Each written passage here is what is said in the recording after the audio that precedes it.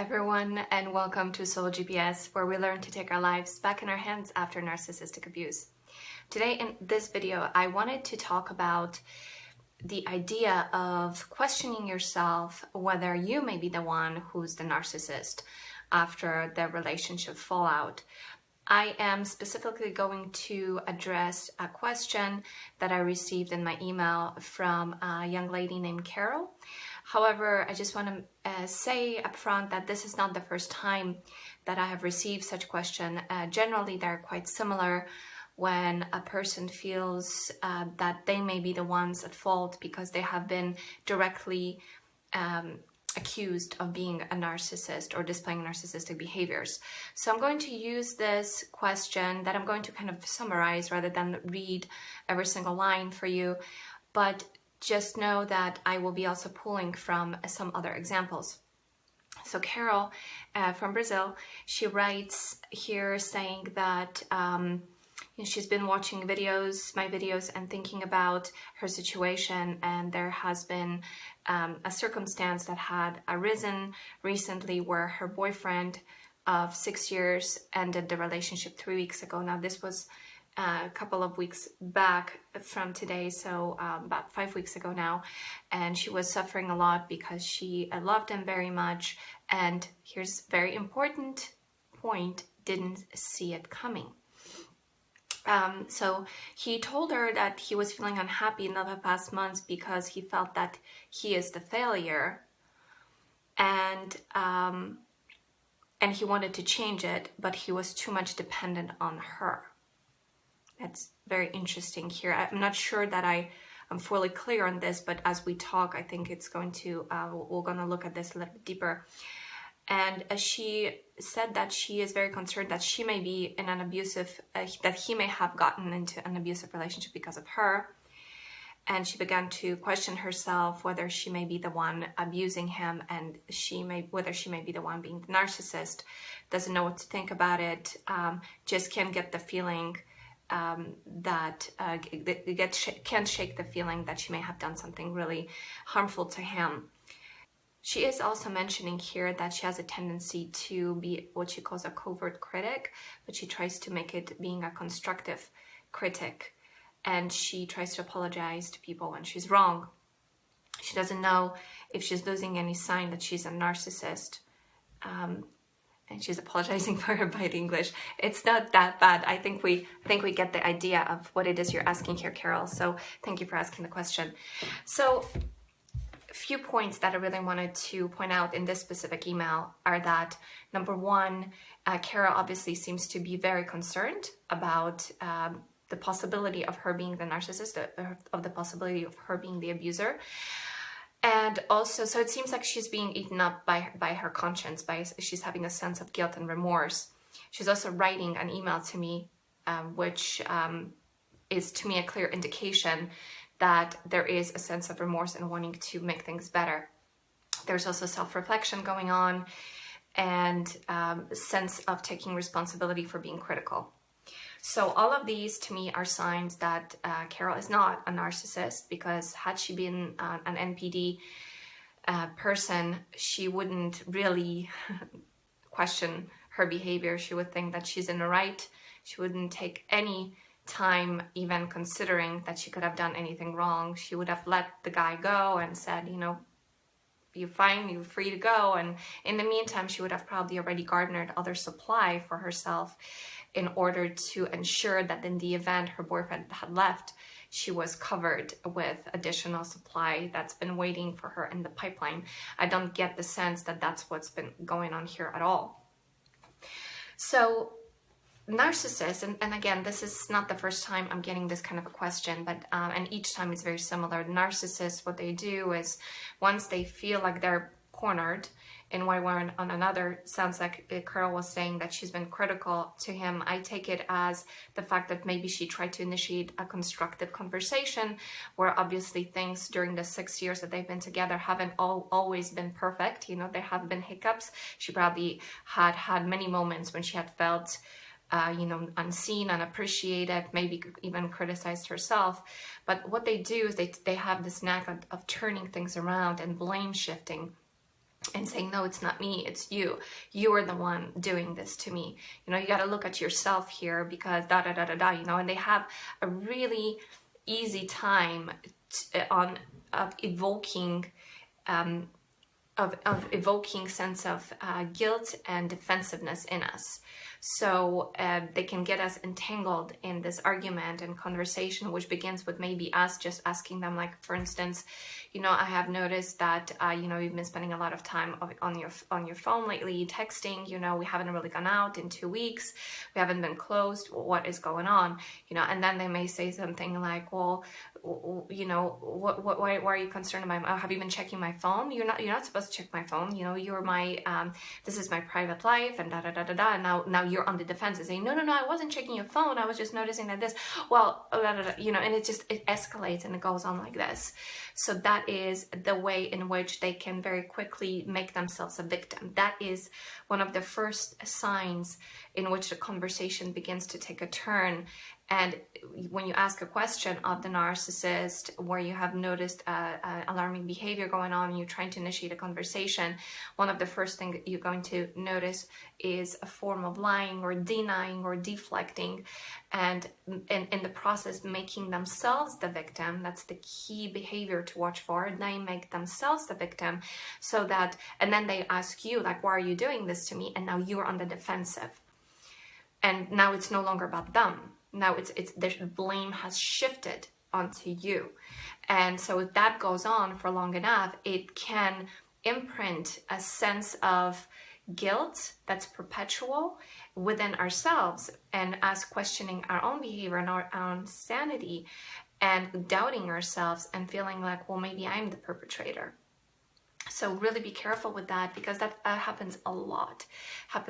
And especially like in this case, I feel like this man, in Carol's case, this man either found himself a new supply and just picked up and left, or he was feeling that it was getting really close to her really figuring out who he was and figuring out his game. And he just felt like, well, I either leave now or I'm going to be found out, and, you know, then the game is going to be different because it's going to be much more confrontational and so on. And so, so I'm very sorry, Carol, that you're dealing with this. I understand how painful this is. It is really painful, especially when we invest ourselves into other people. And then it just happens out of a sudden, which is also one of the reasons why I said, pay attention to this one line, which you said you haven't seen it coming. The fact that you haven't seen it coming also tells me that you're dealing with an abusive person, because in a healthy relationship, what tends to happen is when there are problems, which there always will be, challenges, problems, issues, because life is fluctuating, life changes all the time, every moment shifts, things can flip on a dime, people die, people get sick, we lose jobs, you know, weather changes, there are accidents, incidents. It's all the time. It's in a constant flux. So there'll always be things to work out in a relationship. And the question is, in a healthy relationship, it's not so much, you know, whether you're problem free, but how do you approach the problem together from a constructive, compassionate, empathic, open, honest point of view. It doesn't seem like this is the case here, because you're surprised, Carol, at the fact that your boyfriend just up and left out of a sudden. You didn't see it coming, which again tells me he's been planning this all along, probably for quite a while, and it just got to a point where his exit strategy has gotten to a ripe point, and he just thought, okay, now is the time to leave. And there's absolutely no sense of concern on his part as to how you're feeling, how that made you feel after 6 years of a relationship. To me, that's quite alarming. So again, I'm very, very sorry about that this had happened to you. I'm very sorry for anyone watching this video who can identify with this scenario. You know, it happens to many of us, and it can happen, you know, it doesn't matter the span of time. Sometimes it's 10 years. It can be just a few months. It can be a few weeks when you meet someone who is, you know, seems like it's just really wonderful. And then suddenly you realize, oh my gosh, you know, see a behavior, a certain type of behavior. In this case, you know, when they just kind of disappear, it's called ghosting. You know, it's all hot and heavy and really interesting and cool and beautiful, and you're all excited, and suddenly this person just poof vanishes into thin air. So that's yet another sign that this person is absolutely not worth your while. You're much better off moving forward, focusing on whatever it is that you're doing, on your passion, on your purpose, on living your life and enjoying it to the fullest, rather than being hung up on this person. But again, this brings up our old wounds, the fear of abandonment. Self-worth, I think, is a big one, because you feel like, oh my gosh, if you really don't matter to this person, 6 years, suddenly they leave, what is the measure of my worth? So this is really important here to remember about this, is that their behavior is not a reflection of you, it's a reflection of who they are. You can do your own scan of conscience and see, what it is that you have done. Have you done something really so terrible that, you now bear the blunt of taking responsibility for this having happened? Or if you haven't seen it coming, it happens suddenly, most likely that isn't the case. Because I can guarantee you, if you were in a healthy relationship with a healthy person, if something bad was brewing under the surface, that person would have brought up the issue and discussed it with you, and you would have tried to work it out, rather than them just giving up on it and moving on. This is a typical narky behavior, in my view. So narcissists will project their blame onto us. They will not take any responsibility, even though, and I think that their population is becoming more and more exposed to the exposés that are taking place on the net and in different circles where people are talking about this issue.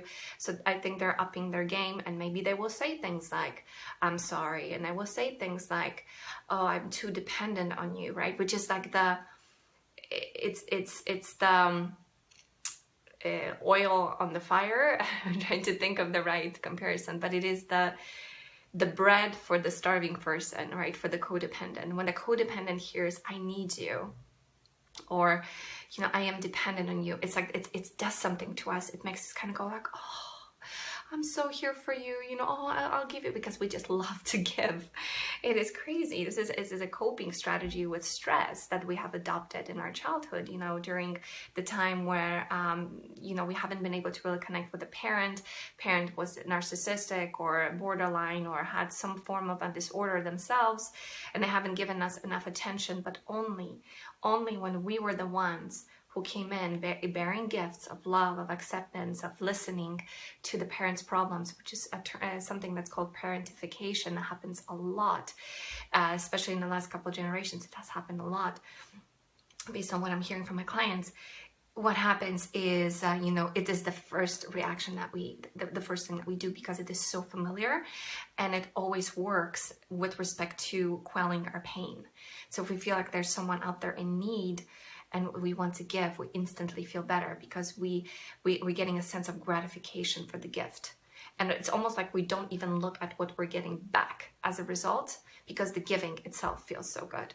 So our lesson in life is actually the opposite of what many self-help books or New Age spirituality people talk about there, which is, be of service and give of yourself. And but it has to be really firmly defined of what that means to give. It has to be balanced with receiving. There have to be, keyword, boundaries in our lives that we need to set in order to keep balance. It's like a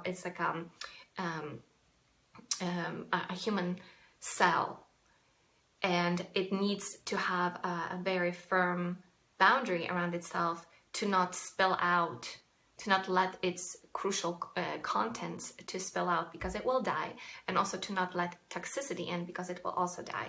So we have to be all the time very vigilant. Like, setting boundaries is not an easy thing. I'm going to actually make a video soon for you about boundaries, because it is such a vast topic, and we talk about it a lot. Like I said, boundaries. Well, what the hell does it mean, right?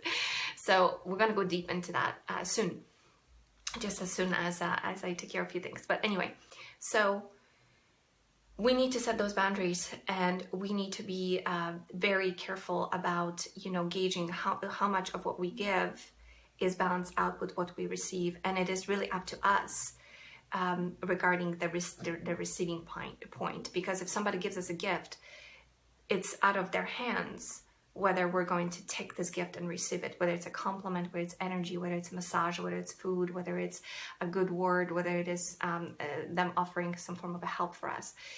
Sure, the people can help, but do we receive? How are we with the receiving? So the ball is in our court. Responsibility is on our shoulders to teach ourselves to accept other people's help. That is a really important thing to really think about and spend time gauging as to, you know, what it is, what kind of tendencies do you have, and know that you can shift that and you can learn that gradually by, you know, putting yourself in different situations where you learn to accept other people's gifts.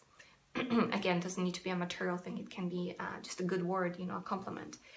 So they may say things like, yeah, I take responsibility. You know, I know I am responsible for having done this or that to you. But here's, we need to really pay attention to their actions more than their words, because you will see, I think, that the narcissistic community, you know, thanks to the work of Sam Vaknin, Richard Grannon, Dana, Meredith, you know, Melanie. I mean, there's lots of people. Kim, you know, great videos out there. They're watching, you know, they're watching and they're learning. I got a tremendous amount of views in one of my videos, which is called "The 3 Words That the Narcissist Will Never Say," and the 3 words I am wrong.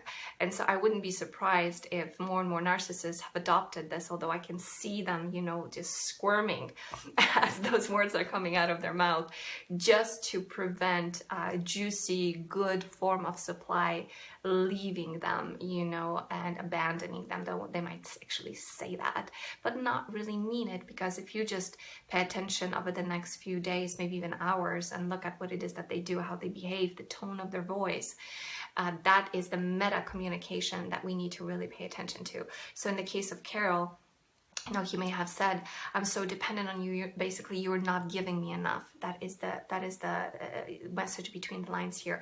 Give me more. I want more. I want more of something, whatever it is that she was supplying him. Obviously, maybe she was withdrawing. Maybe she was starting to really notice that things were off, you know, that maybe she wasn't getting the nurturing that she needed, and he picked up on it. And he said, "I'm so dependent on you. I'm so dependent on your love." You know, they're so good at picking just the right words to say that are going to land in the soft spot of our heart. So, but the actions really are what should speak for themselves. So if you're searching for the truth and you're trying to figure out who really is at fault here, whose responsibility it is for things having gone the way that they did, and you question yourself whether you may be the narcissist, I would say you can take a deep breath and breathe easy and relax, because you're not a narcissist if you're engaging in the act of pursuing truth and self-improvement. The two just don't reconcile. However, and here's where I want to spend a little bit of time on some key behaviors. Having spent a lot of time with a person who is disordered is, you know, it's like health and disease cannot coexist. It's contagious. There are certain behaviors we are going to pick up, and only we know what those are. And I listed some common behaviors that I remember myself picking up from when I was, you know, I have a sibling who is very narcissistic and whom I used as my role model for the longest time, especially growing up. So I have adopted a lot of her behaviors in order to feel accepted in school and in different places. And I remember always feeling kind of like icky when I would do those things, because they were so unnatural to me. But I was getting results, you know. I was getting into the cliques at school. I was getting to spending time with the most popular people. I have actually at some point I have become a very popular person in class. And then there were other people who were telling me that, you know, I was the kind of person who would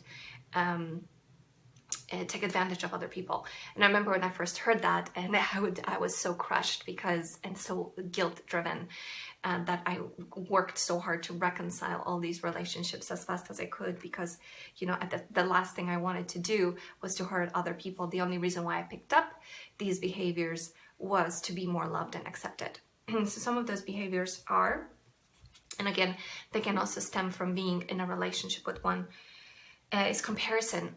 We tend to compare ourselves to other people because we want to be better, we want to look better, because we're living in this constant state of insecurity about ourselves, and who we are.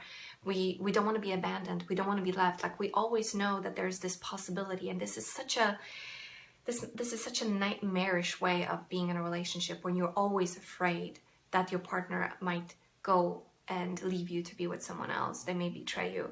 And it's something that is highly emotional. It's more of an emotion than it is a cognitive sense before we are aware of it, meaning we feel it. It's like our body feels it. And the reason why it is an emotion is because emotions are the bridge between thoughts and the body and sensations.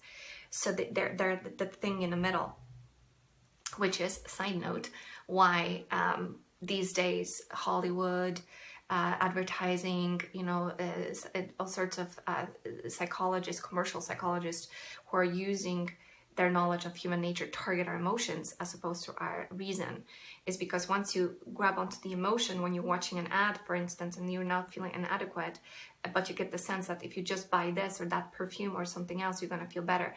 The reason why they go for the emotion, because once they hit the emotion, they immediately go for they immediately hit the body, they hook on the body, and they hook on the mind. So the emotion stands in the middle. It's extremely powerful thing to target if you want to manipulate other people. So this is something to be really aware of, that this is something that happens in our culture a lot, especially when you follow the money trail and somebody's trying to target your wallet. So sorry for the side note, but I thought it was important to mention here. So comparison. So we compare ourselves, do I look as good as the girl next door? Do I look as good as the model? Do I look as good as his ex, or her ex? Or do I have enough money for a man? Women are more geared towards obsessing about the beauty and their looks. Men are more geared towards obsessing about whether they're successful enough and are able to provide enough for the partner. So comparison is one. Number two is competition. And I would find myself, really striving to be the best. It also goes together with perfectionism, which is a very toxic concept of today's culture, because this is a moving target and we can never quite hit it. And we can spend our life working ourselves to the bone and killing ourselves to reach some form of illusory perfection. Only the moment when we get close to it, we lose it, because then the next thing comes in. And it's a hamster wheel. And the key to overcome it is to fall in love with our imperfections, but that's a topic for another time. But this is just to be aware of this. And competing with other people also always to want to be on top, because the moment you feel on top, this is how you get your nourishment. Again, it lasts only a short time, because let's say it's you win a contest, or you're number one at work, or you tell your partner that you have succeeded in something, and the next day there's another competition and another competition. It's really exhausting, but it gives us that momentary sense of, I have value, I have worth, and therefore he's not going to leave me, or she's not going to leave me. So something to really, really pay attention to. Next one is gossip. Definitely I'm guilty of this. I come from a culture that is just filled with gossipers, but I remember growing up, I was surrounded by it, but I never liked it. I never felt like I could really, to me, like, the way I communicate has always been that when I say something, I need to have arguments to back it up. And when it comes to gossip, it's really difficult to have arguments, because it's just an opinion generally. So, but I had to learn to do this in order to, again, belong to a clique, or have something to talk about with friends and so on. So a lot of us, and narcissists are notorious at gossiping, because again, this deflects the attention off of them onto somebody else, and they just love it. And they just have this awesome narc fest when they just feed not only on being down on other people, but also then having the feeling of being superior from them. So something to really be wary of is, are you pulled into gossip circles because you want to be accepted and belong? Next one is weak boundaries. Again, it's a big topic, but do you allow somebody to walk into the room while, say, you're changing, without knocking? Again, you don't want to offend. You don't want to say something that is going to, push your partner away from you. And again, heighten the possibility of them leaving you and betraying you, because you're not, giving them the leeway to do as they please. Boundaries are really important, especially in the beginning of a relationship. Because oftentimes what happens is once we're with that person and they get used to the fact that we allow them everything, they just walk through, they just stomp through our space basically and do as they please, and we're just kind of like, we don't like it, but we're not going to say anything.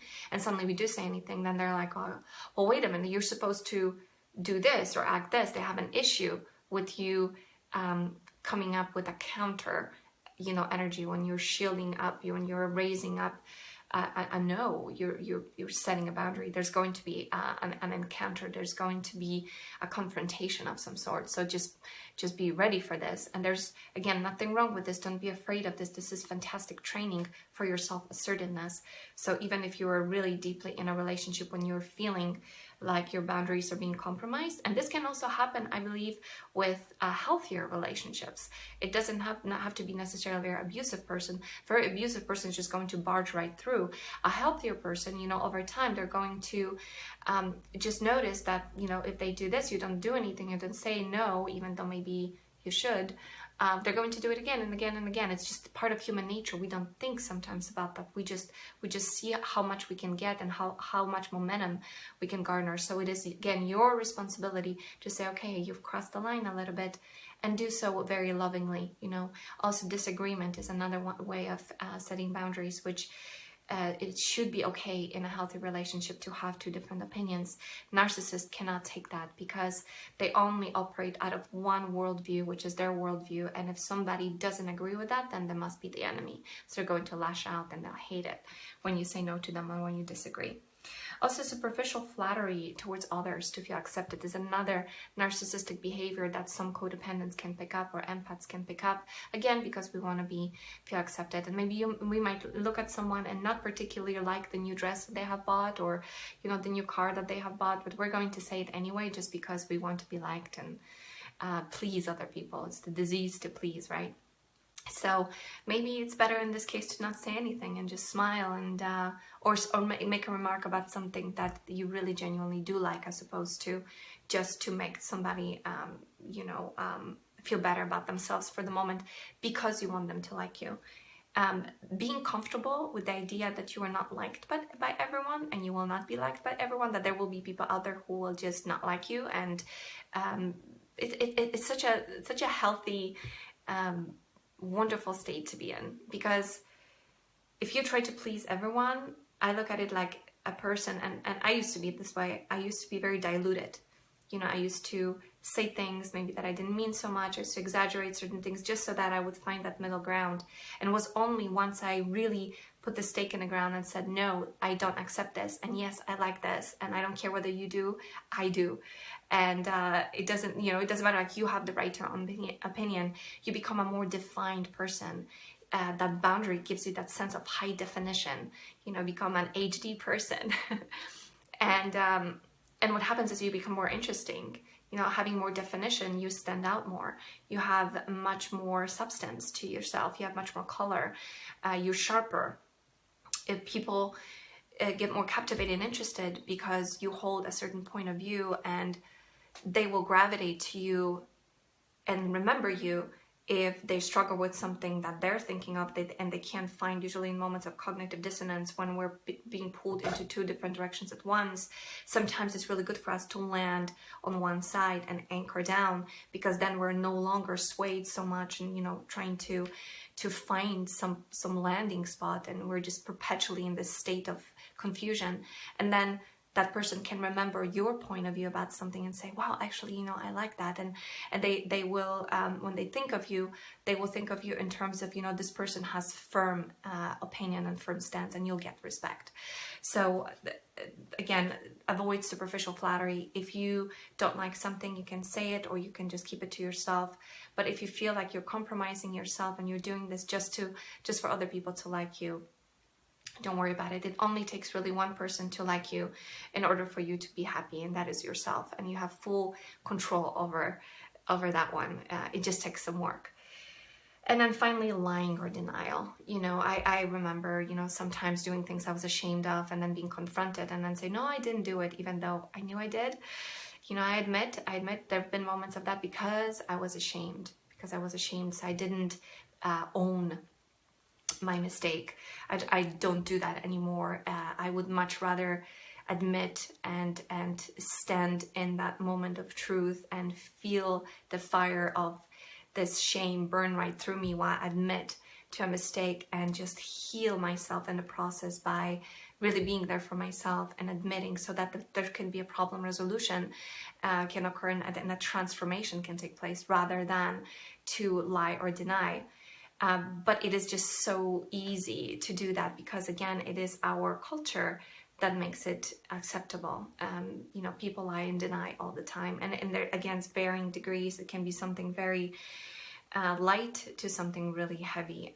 But these are some of the behaviors that I have listed that perhaps if you have spent enough time in a company of a narcissist, there's a possibility that you have picked up on those behaviors, and it is your responsibility indeed to observe and change those gradually, step by step, you know, by finding within yourself what it is that you value and living up to those values. And that, as a result, is going to give you a deep sense of self-respect, which will then feed your self-esteem, which will then contribute to a greater sense of self-love. So thank you so much, Carol, for asking the question. I think you can rest easy that you're not the narcissist, but instead your boyfriend was. He used a manipulative tactic in order to make you feel guilty and leave you reeling in pain, which is a very sadistic form of a discard, especially if you haven't seen it coming. For all of you watching, thank you so much for stopping by. I invite you to visit my website. The link is down below. There's a free SOS program, a 3-step program that I have put together for all of you to check out. Hopefully it will help you make some sense and take some first initial steps towards self-healing from narcissistic abuse. And otherwise, I will see you in the comments, and perhaps I will see you in a personal session. That information is also on my website and down below. Thank you so much for your time. Have a beautiful rest of your day or evening, depending on when you're watching this. And remember to always let your inner compass guide you. Take care. Bye-bye.